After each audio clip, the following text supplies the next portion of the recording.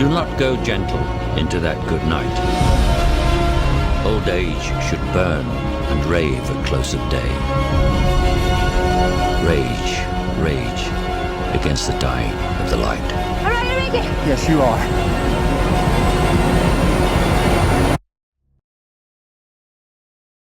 Welcome to Kermode Uncut. Back in the 1980s, I went to the cinema, the Barnet Odeon, and I saw an advert which was specifically designed to warn people about the inferior experience of watching movies at home on video. What they did was, they had a clip from a film, and I think it was The Last Emperor, and they started showing it on the big screen, and then as you watched it, two men appeared on the screen to paint the screen out. They were basically painting it in from the sides and painting it in from the top, making the picture smaller and smaller and smaller and smaller until finally you had a box shape in the middle of the screen that said, this is what it looks like on video. You come to the cinema for the cinema experience.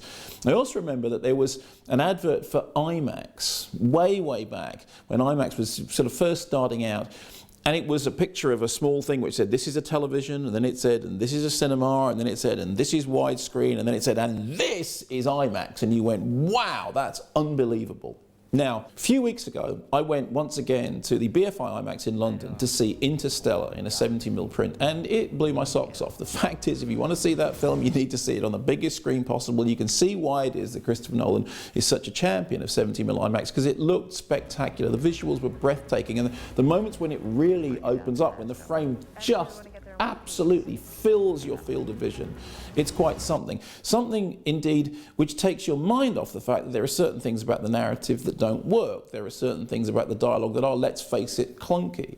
The fact that the last 20 minutes of the film, really, you could pretty much do without. Now, the reason I bring this up is because Interstellar, which I did like very much, I mean, I've seen it 3 times now, is just about to come out on home viewing. Home viewing has changed an awful lot since the days of the 80s when you had a videotape, it was all the wrong ratio, you had a tiny little screen and mono sound. Nowadays, DVD, Blu-ray, stereo sound, surround sound, home viewing is a really immersive experience. And it's entirely possible that many people may have a home viewing system that is every bit as good as the screen at their local multiplex. But I wonder about Interstellar. See, I like the film, and I'd kind of like to watch it again. I know, a 4th time, but I'm a Christopher Nolan fan, and what can I do? But part of me is just worried about whether the experience of seeing Interstellar on a small screen will somehow diminish the film. I remember seeing Gravity when I first saw it on a great big wonderful projection and being pretty blown away by it, and then later on seeing it on a tiny little screen on an aeroplane. I mean, a screen about that big, and thinking this can't possibly work, but actually whilst watching it, getting involved in the characters, getting involved in the story, caring about what happened to Sandra Bullock, being impressed by the fact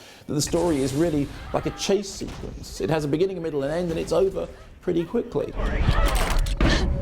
I just wonder what's going to happen when Interstellar goes from being this to this, particularly because I was of that generation of people who were brought up to believe this is good, this is not so good. And yet nowadays the home viewing systems are so great, perhaps it will be brilliant. Does anybody out there feel the same way as me? Is there anyone out there who feels the same worry about whether Interstellar will look quite so spectacular in your living room as it did in a cinema? We'll find a way. We always have.